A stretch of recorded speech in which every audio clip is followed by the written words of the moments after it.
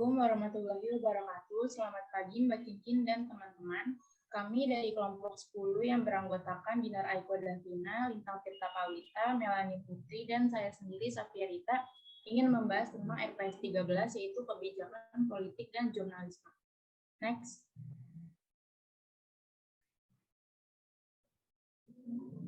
Pembahasan pertama bab 7 yaitu akuntabilitas media untuk masyarakat. Di bab 7 ini membahas 4 poin penting, diantaranya yaitu krisis akuntabilitas. Akuntabilitas merujuk pada kebijakan setiap individu atau kelompok dalam suatu institusi untuk memenuhi tanggung jawab yang menjadi amanahnya, yakni menjamin terwujudnya nilai-nilai publik. Akuntabilitas media pada masyarakat yang pada dasarnya berarti kehancuran dalam sistem di mana media telah dipimpin atau dibatasi di masa lalu untuk menempatkan kepentingan masyarakat setara dengan kepentingan pribadi mereka. Dua alasan utama media dan masyarakat bermasalah yaitu karena media dipercaya telah memperoleh pengaruh sentralitas dan potensi mereka untuk kebaikan atau keburukan dalam masyarakat. Yang kedua, mereka di bawah melakukan perubahan yang cepat. Dilema utama yang dihadapi adalah bagaimana menyatukan signifikansi media yang meningkat dengan kapasitas penurunan untuk mengendalikan mereka atas nama kebaikan umum. Hal ini khususnya berlaku untuk televisi yang merupakan media dominan untuk komunikasi publik di kebanyakan negara dan yang secara tradisional paling banyak subjek untuk regulasi. Contoh situasinya yaitu di Eropa Barat ada kekhawatiran tentang dampak tren transnasional dan komersial terhadap nilai-nilai tradisional yang digunakan untuk dijunjung dengan siaran dan media berkualitas lainnya. Di Eropa Timur dan Rusia, keprihatinan bahkan lebih kuat dan lebih beralasan di mana sistem media yang dikontrol publik sebagian besar telah hancur dan komersialisme beroperasi dalam kondisi ekonomi yang kurang menguntungkan untuk melayani kepentingan umum dan juga untuk keuntungan, sehingga dapat disimpulkan melalui situasi yang diuraikan di atas sebagai krisis potensial dari akuntabilitas media kepada masyarakat yang pada dasarnya berarti kehancuran dalam sistem di mana media telah dipimpin atau dibatasi di masa lalu untuk menempatkan kepentingan masyarakat setara dengan kepentingan pribadi mereka. Next.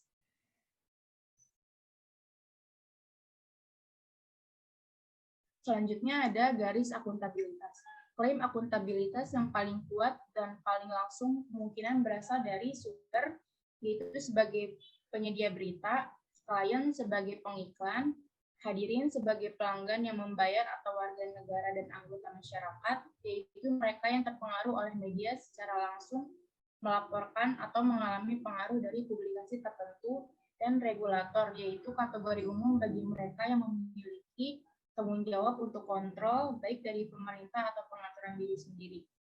Yang kurang terlibat langsung tetapi penting adalah politikus, komentator, kritikus, dan mereka yang menyatakan pendapat publik.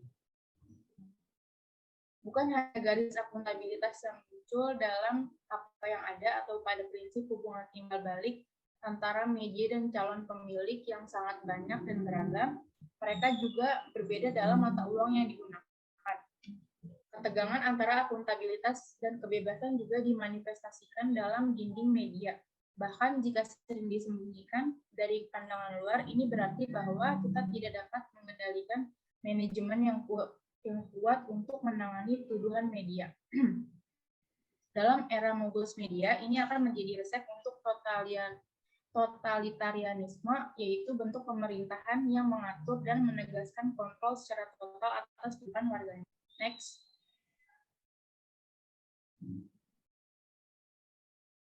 Selanjutnya ada proses akuntabilitas. Kerangka pengaturan hukum biasanya menetapkan prinsip-prinsip dasar dan aturan dasar untuk pengoperasian lembaga media dan menetapkan hak dan kewajiban individu dalam hubungannya dengan media. Isu akuntabilitas utama yang ditangani dalam nilai ini mencakup hak kekayaan intelektual, kebebasan menyatakan, pertanyaan kepemilikan dan monopoli, yaitu yang mengklaim membahayakan individu, kelompok, negara, dan masyarakat, dan kebutuhan sistem peradilan dan politik. Proses akuntabilitas tidak dapat sekedar ditemukan dalam semalam, juga tidak dapat dengan mudah dimanipulasi atau diubah menurut beberapa proyek media reformasi sebesar apapun niatnya. Skala akuntabilitas dalam skala waktu juga sangat bervariasi. Setiap terbitan surat kabar dan setiap buletin berita televisi secara rutin diuji oleh berbagai penyataan yang berpotensi, terutama oleh hadirin. Dalam jangka panjang, kita menemukan sistem media dinilai oleh penelitian, ditinjau oleh komisi atau subjek untuk berdebat di parlemen, terutama pada atau setelah saat-saat kritis dalam masyarakat. Oleh karena itu, jelas bahwa sarana atau mekanisme tertentu yang digunakan untuk akuntabilitas mencakup sangat banyak entitas yang berbeda dan mengikuti beberapa logika alternatif. Next.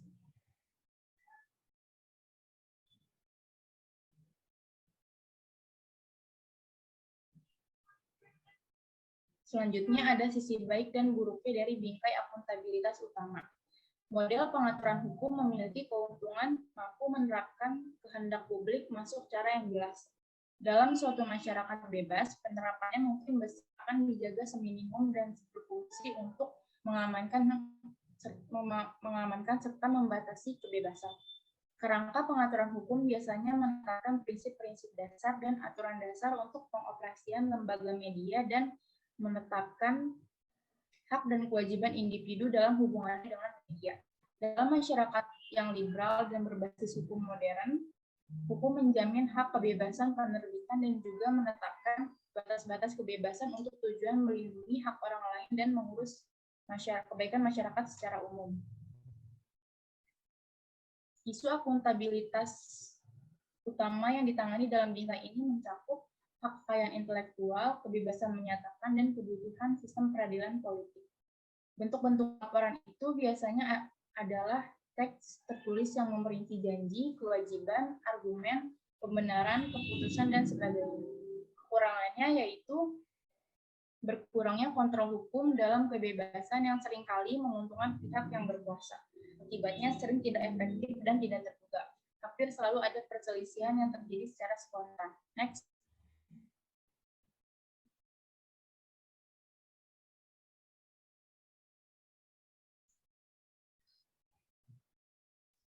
Selanjutnya itu ada model pasar. Model pasar sebagai sarana akuntabilitas memiliki pendukung yang sangat tekun dan persuasif sebagai kritikus, sangat fleksibel, mudah beradaptasi, dan efektif dalam caranya sendiri. Etika yang baik juga bermanfaat untuk bisnis. Prinsip pasar bebas mendukung kebebasan untuk menerbitkan dan menerima komunikasi. Mereka juga berupaya melawan berbagai bentuk publikasi yang tidak disukai. Isu-isu utama yang ditangani dalam kerangka ini adalah mengenai hak kepemilikan, kebebasan yang termasuk akses dan keragaman, dengan kualitas komunikasi barang dan jasa sebagaimana dilihat oleh konsumen dan dengan pengembangan teknologi. Model pasar menyebabkan konsentrasi kekuasaan media, berkurangnya otonomi profesional bagi karyawan, hubungan yang tidak seimbang antara pemasok dan konsumen. Hubungan ini menjadi jauh kalkulatif dan manipulatif. Next.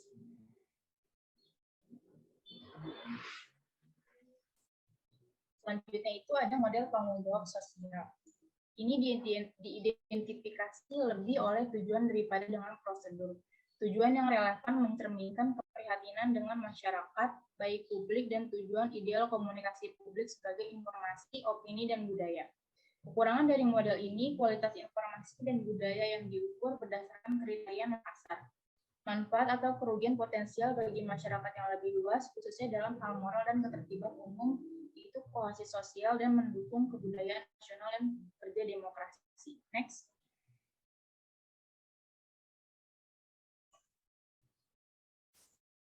Kesimpulannya adalah akuntabilitas sendiri itu harus benar-benar melindungi dan mempromosikan kebebasan media untuk mencegah atau membatasi bahaya yang disebabkan. Oleh karena itu harus menjadi sasaran kebijakan untuk mempromosikan hubungan dialog rutin antara media dan masyarakat yang mengurangi kebutuhan untuk langkah-langkah sewenang-wenang dan membatasi pada saat-saat krisis. Ini berarti bahwa intervensi apapun yang berkaitan dengan struktur media harus bertujuan untuk mendorong media skala kecil dan lebih lokal dan juga nasional dan mencegah koloniasi global. Slide selanjutnya akan dibacakan oleh rekan saya.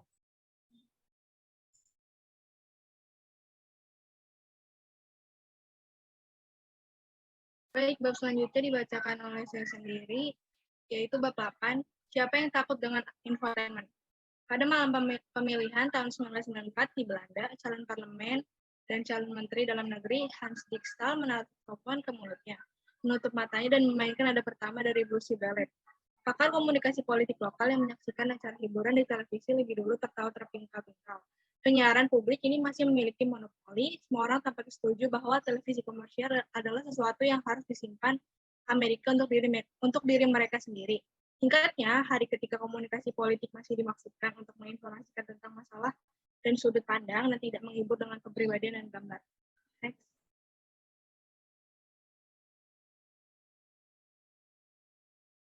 Contoh-contoh ini adalah bukti tentang apa yang disebut infotainment. Seorang Perdana Menteri memancarkan cahaya pada tahun 1981 ketika diwawancarai dan setengah diejek oleh seorang komedian Belanda, tetapi mereka merasa itu adalah bagian dari permainan. Infotainment ini menjadi fenomena yang lebih struktural di Eropa yang mengubah secara sistematis isi tayangan televisi tentang politik. Next.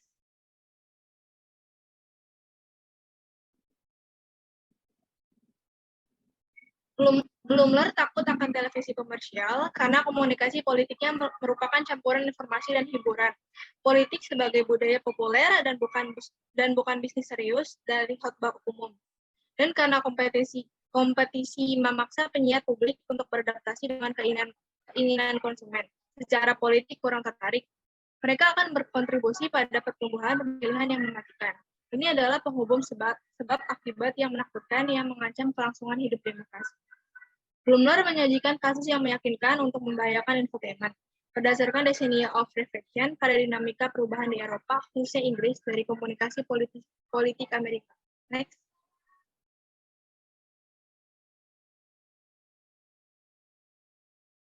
Blumler menganggap di sisi lain semacam jurnalisme politik dengan pakar, ceramah yang cerdas, dan dapat dipahami yang didasarkan pada perdebatan dan orang-orang yang mendengarkan satu sama lain. Dalam pembahasan yang ditempatkan dalam konteks yang relevan dan yang menarik kesimpulan, jenis jurnalisme yang nyaris tidak ada dan jika demikian yang menarik perhatian penonton yang biasa terbatas pada apa yang sudah diketahui. Sebagai peningkatan kesadaran yang dapat ditemukan dalam beberapa talk show, di sisi lain meneguhkan kembali kepopulerannya dalam politik. Next.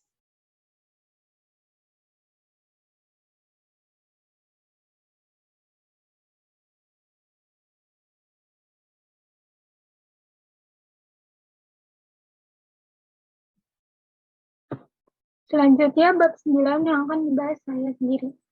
Sistem komunikasi politik semua perubahan respon terhadap Kirchberg. Hal yang berkaitan dengan komunikasi politik tampaknya sedang berubah-ubah akhir-akhir ini. Formasi sosial dan gaya hidup, strategi persuasi, hubungan politis, si wartawan dan teknologi media, organisasi dan keuangan. Kirchberg memberikan pandangan yang tajam dan menantang pada satu konsekuensi dari perkembangan ini. Pengaburan yang mencolok dari perbedaan konvensional antara genre media yang berangkat untuk menginformasikan dan mereka yang menghibur. Next.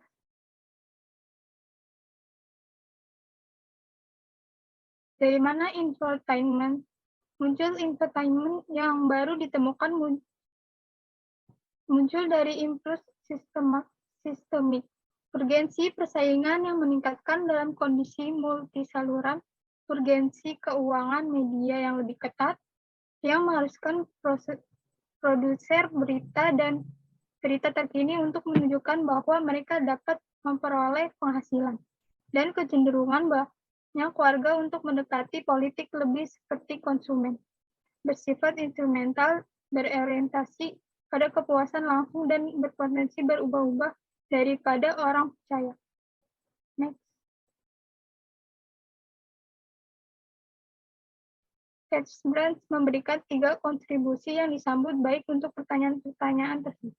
Pertama, dia menunjukkan bahwa terlalu dini bagi orang Eropa yang berpikir sipil untuk menyerah pada kepanikan besar-besaran atas infotainment.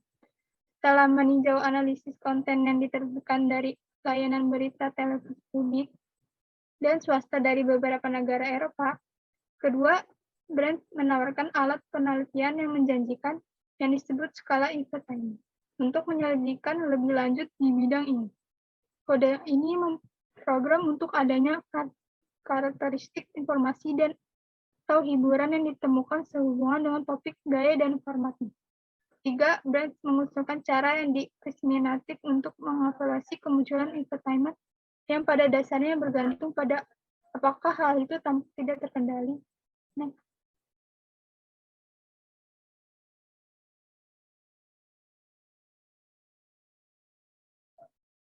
Dari mana krisis komunikasi publik? Pertama, mengapa sebagian dari kita melihat dalam tren tertentu benih-benih krisis komunikasi publik? Menurut Bloomer 1997, sini Brands melewatkan intinya. Inti perhatian kami bukanlah pawai infotainment seperti yang dia duga. Saya tentu tidak keberatan dengan argumen bahwa mungkin ada lebih dari satu cara atau satu genre televisi untuk menginformasikan warga tentang politik. Mulai dari berita arus utama dan arus terkini melalui program panggilan, talk show, format infotainment, hingga lainnya, serta sinetron dan drama dalam setting realistis yang menyorot isu-isu terkini. Tentu saja, apakah semua program seperti itu benar-benar merangsang dan menginformasikan anggota audiens mereka, atau apakah beberapa sangat menggoda, menjauhkan orang dari hal-hal sulit seperti yang dikatakan Brands? Sebagian besar masih merupakan pertanyaan empiris yang belum dijelajahi. Next.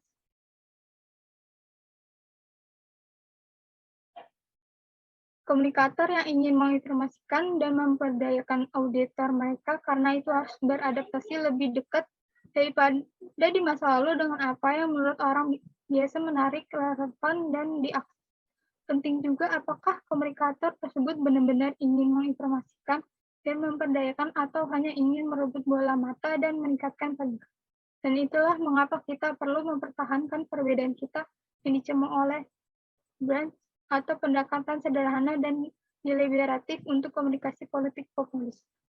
Meremehkan kekhawatiran kita tentang krisis komunikasi publik juga tidak membantu. Seorang dapat mendukung perlunya pandangan yang seimbang terhadap infotainment tanpa berargumen bahwa krisis komunikasi publik tidak nyata dan serius.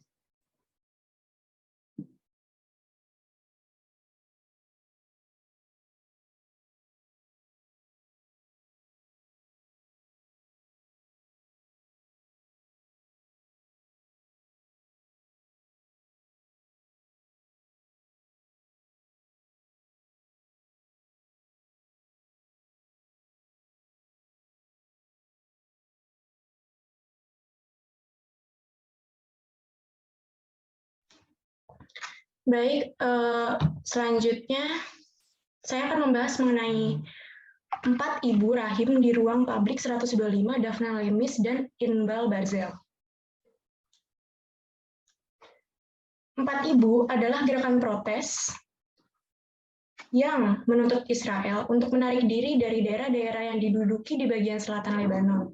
Gerakan 4 ibu ini dibentuk setelah kecelakaan tragis yang melibatkan 2 helikopter militer pada tanggal 5 Februari 1997.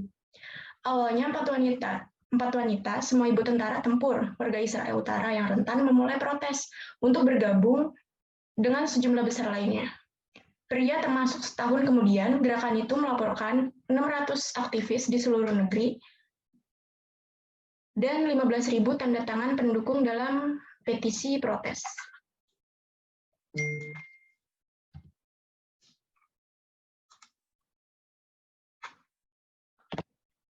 Argumen-argumen gerakan protes. Kualitas-kualitas ibu yang penting ini telah digunakan oleh beberapa ahli teori dan politisi, termasuk banyak pemikir dan aktivis feminis, untuk menjelaskan dan membenarkan keterlibatan perempuan dalam gerakan protes anti-perang Lorenzen dan Turpin 1998.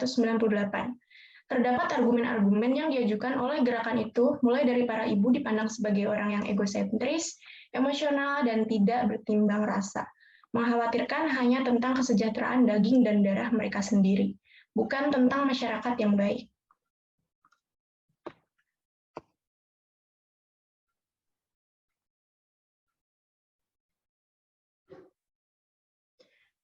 Seorang ibu digunakan untuk menyediakan perawatan untuk memelihara, dan karenanya akan mengupayakan kerjasama dan menolak kekerasan dan eksploitasi kekuasaan.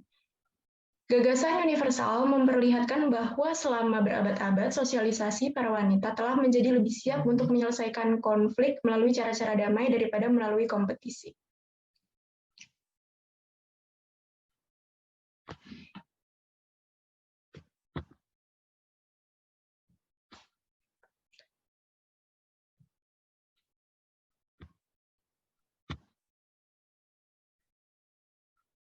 Seorang jurnalis yang berasal dari negeri Zahroni Ma'arif 23 September 1997 berargumen bahwa ia ingin mengatakan dengan jujur apa yang ia pikirkan tentang wanita-wanita yang mengirim putra mereka ke angkatan bersenjata.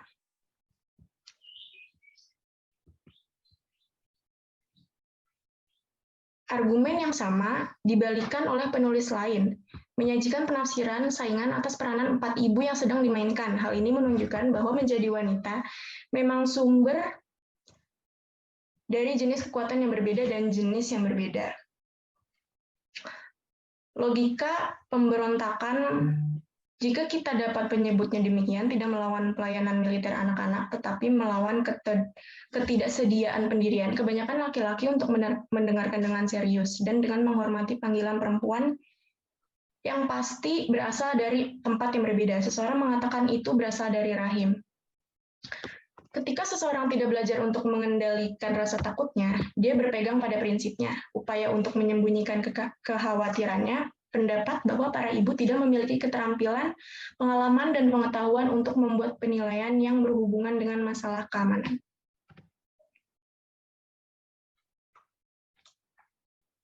Argumen yang sama dibalikan oleh penulis lain. Atas peranan 4 ibu yang sedang dimainkan, hal ini menunjukkan bahwa menjadi wanita memang sumber dari jenis kekuatan yang berbeda dan jenis yang berbeda.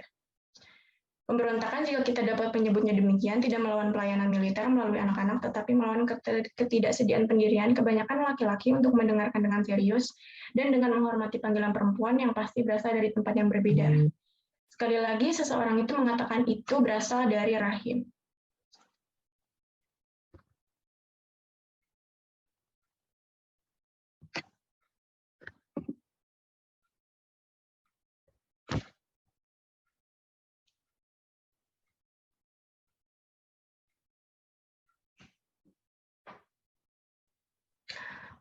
Baik, selanjutnya bab 11 akan dibacakan oleh Dinar Aiko Davina.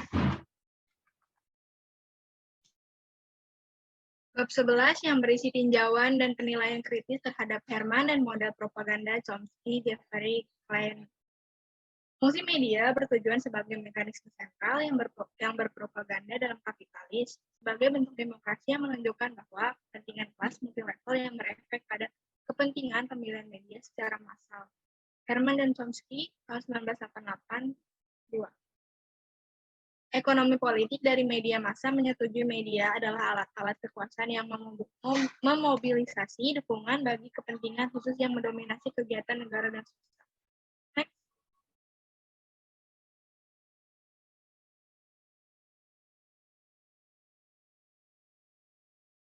Teori konspirasi menurut Herman dan Chomsky. Chomsky menulis bahwa istilah teori konspirasi secara khusus mengungkapkan, aku selalu secara eksplisit dan tegas menentang teori konspirasi dan bahkan dikenal untuk itu pekerjaan saya. Next.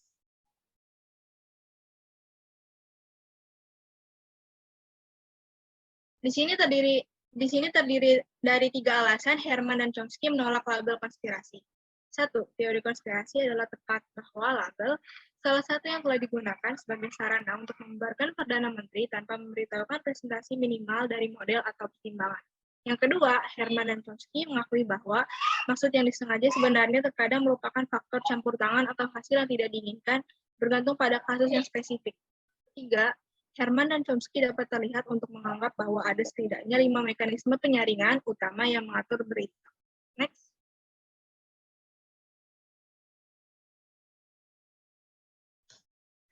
Baik, selanjutnya akan dibacakan oleh saya sendiri, Lintang Tirta Pawita. Dimohon Dinar di-mute dulu.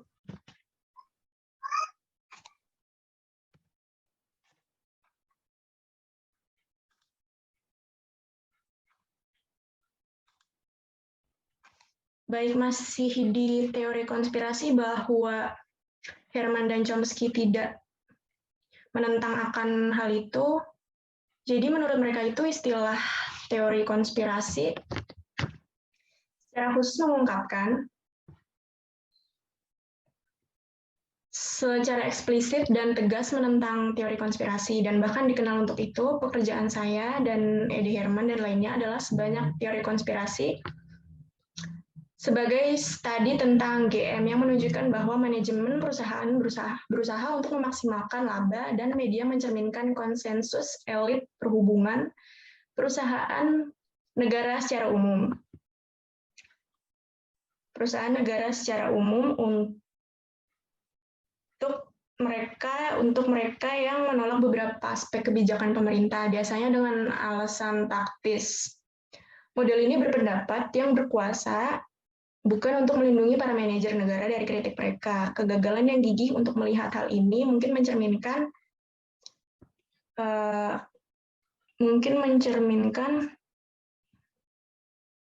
ilusi yang lebih umum tentang sistem demokratis kita.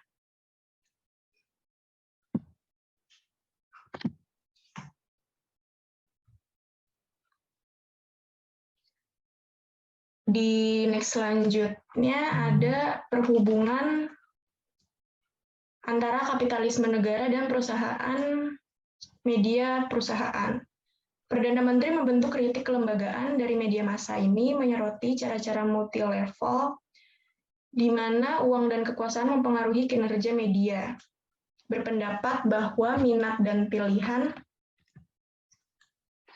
media secara berkala berjumlah kampanye, propaganda, dan menyarankan bahwa kinerja media mencerminkan fakta bahwa perusahaan-perusahaan media dominan berbagi kepentingan bersama dan kepentingan bersama dengan sektor kelembagaan lainnya.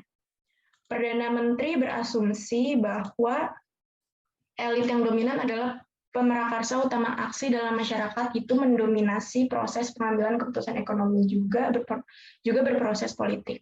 Di sini saya akan menjelaskan tentang the scared side of professional journalism.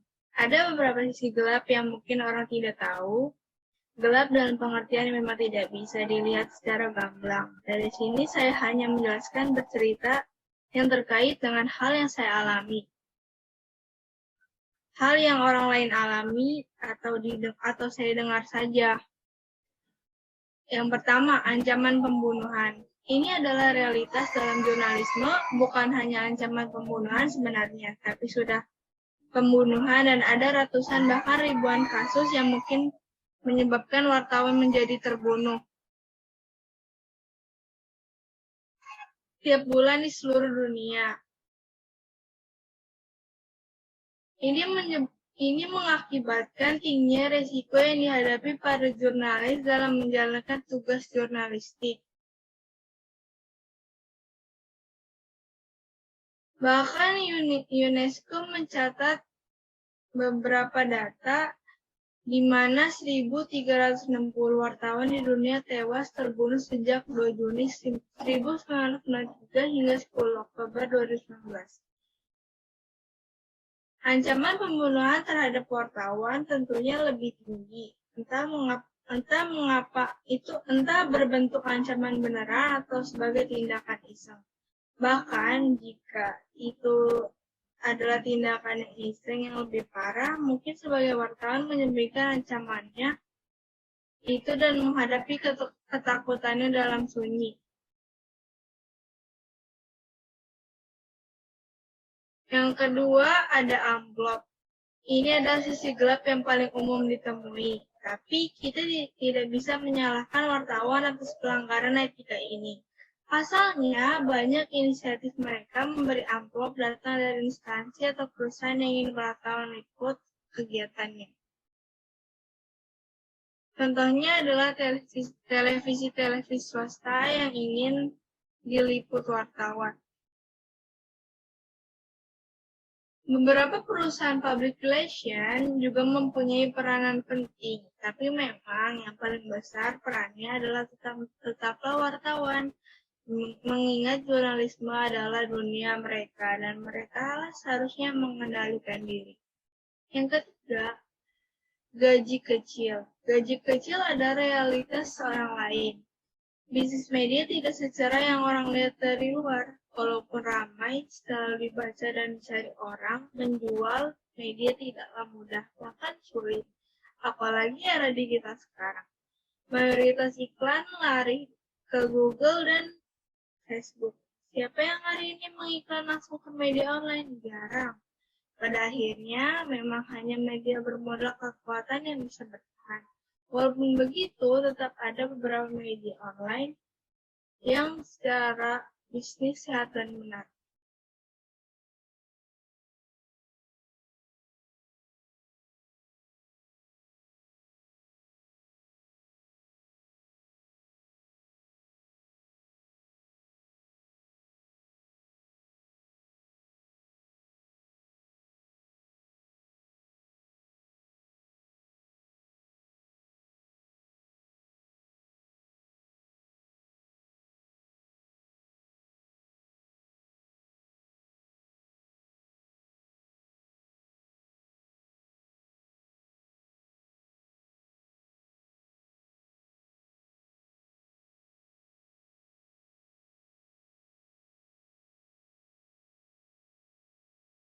Profesi jurnalis seringkali berada di antara masyarakat, di mana para jurnalistik diharuskan bertanggung jawab dan menulis serta menganalisa beberapa laporan peristiwa terhadap publik melalui media massa secara teratur.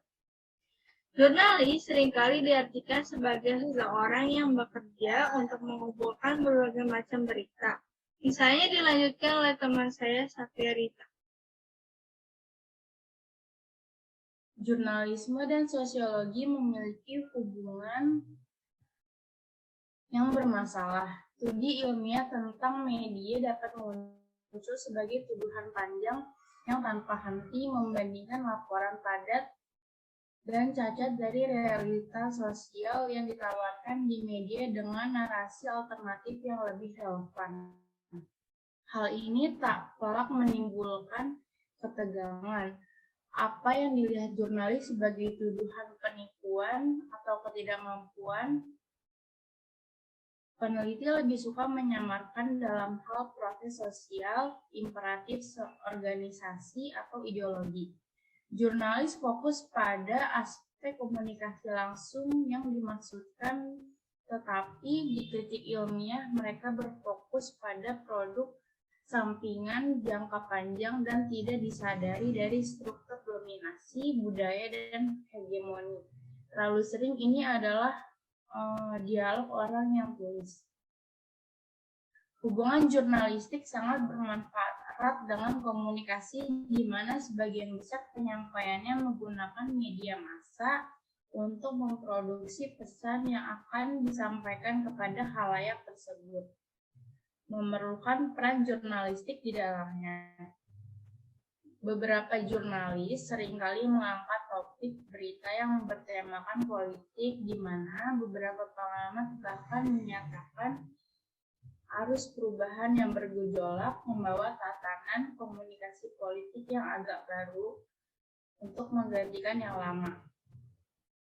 Keys Brands dalam Who's Scared of Entertainment ini menyajikan sudut pandang yang menantang. Ini dimaksudkan untuk menginformasikannya dan mereka yang melakukannya akan menikmati perbedaan yang nyata. Munculnya infotainment yang baru ditemukan muncul dari impuls sistemik, yaitu urgensi persaingan yang meningkat dalam kondisi multisaluran. Urgensi keuangan media yang lebih ketat yang mengharuskan produser berita dan berita terkini untuk menunjukkan bahwa mereka dapat memperoleh penghasilan dan kecenderungan banyak warga untuk mendekati politik lebih seperti konsumen yang bersifat instrumental, berorientasi pada kepuasan langsung dan berpotensi berubah-ubah daripada orang percaya.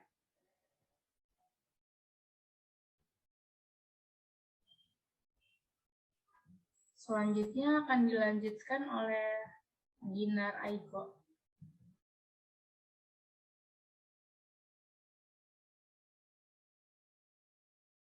Baik, selain itu adalah ada sisi di luar jurnalisme yang jarang orang ketahui. Yang pertama adalah jurnalis sering disebut sebagai fungsi yang akan kehilangan kedudukannya dan akan terkikis seiring perkembangan zaman yang disebabkan oleh perubahan berita jurnalistik sebagai hasil teknologi media baru. Jadi, media semakin berevolusi dan sepertinya tidak memerlukan peranan jurnalis lagi. Beberapa tahun ini, keprihatinan ini diarahkan sebagai bentuk kemajuan stasiun penyiaran seperti jaringan berita kabel atau CNN, dan satelit yang memungkinkan mereka membawa laporan secara langsung yang belum diungkapkan tentang peristiwa dunia dari perang teluk keperdamaian seperti di Yugoslavia. Diungkapkan tentang peristiwa dunia dari perang teluk keperdamaian seperti di Yugoslavia, muncullah komunikasi yang interaktif dan baru seperti internet berjaringan bebas dari kota-kota digital yang menimbulkan harapan di masa depan dengan campur tangan jurnalistik di dalam komunikasi politik tidak akan lagi diperlukan. Jadi semakin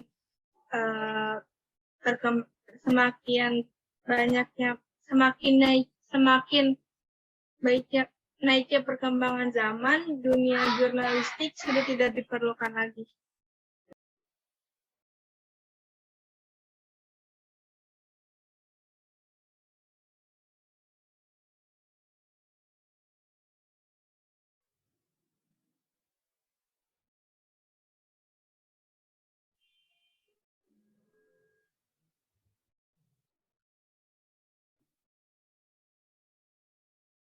Selanjutnya, saya akan menjelaskan tentang telling stories sosiologi atau bercerita sosiologi.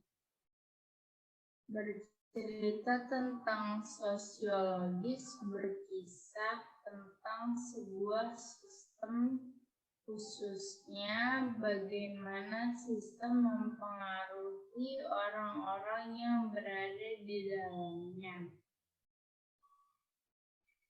Sistem ini bisa berupa formal ataupun informal. Misalnya, keluarga adalah sebuah sistem, kapitalisme adalah sebuah sistem, dan tempat kerja adalah sebuah sistem. Hukum adalah sebuah sistem, dan lain-lain. Jurnalisme dan sosiologi memiliki hubungan yang kurang nyaman karena media tampak diduga sebagai tuduhan berlarut-larut tanpa berarti membandingkan laporan sosial yang bersifat realitas dan padat yang disediakan media dengan beberapa narasi lain yang memadai. Saya ingin menjelaskan konsep sosiologis seperti kelas sosial, perbedaan gender, sosialisasi primer dan sekunder, keterasingan, anomi, atau masyarakat cair dengan cara yang dapat dimengerti. Selanjutnya akan dibacakan oleh Melanie.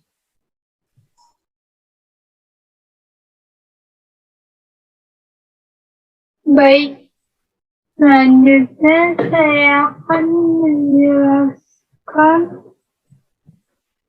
apa itu sosiologi, bagaimana sosiologi bekerja,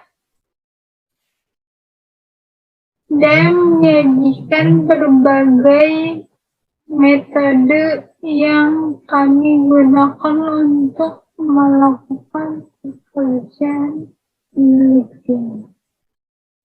Idenya adalah bahwa siapapun dengan gelar sekolah menengah dapat membaca buku itu tanpa kesulitan. Jadi buku untuk diseminisasi pendekatannya harus menghibur dan mudah dibaca. Setelah beberapa hari melihat kertas itu dan merasa di depan tebing, saya menemukan solusi. Saya membicarakan ide itu dengan teman saya dan dia mengusulkan agar saya menulis cerita pendek untuk membantu saya memperkenalkan konsep sosiologis yang ingin saya sampaikan. Itu adalah ide yang bagus. Misalnya, untuk menjelaskan konsep masyarakat cair bauman, saya menggunakan cerita kecil. James sedang minum kopi di depan pengadilan. Dia baru saja menandatangani perceraian dari istri ketiganya. Dia melihat ke gelasnya sambil mengaduk kopi dan mengingat pernikahan pertamanya. Pengantin wanita cantik berpakaian putih dan dengan karang bunga di tangannya. Dia dalam tuxedo hitam ketat. Mereka bersumpah mereka akan bersama selamanya untuk hal-hal baik dan buruk. Dan setelah beberapa tahun mereka berpisah, dua pernikahan lainnya adalah pernikahan sipil. Tapi mereka juga bersumpah cinta abadi.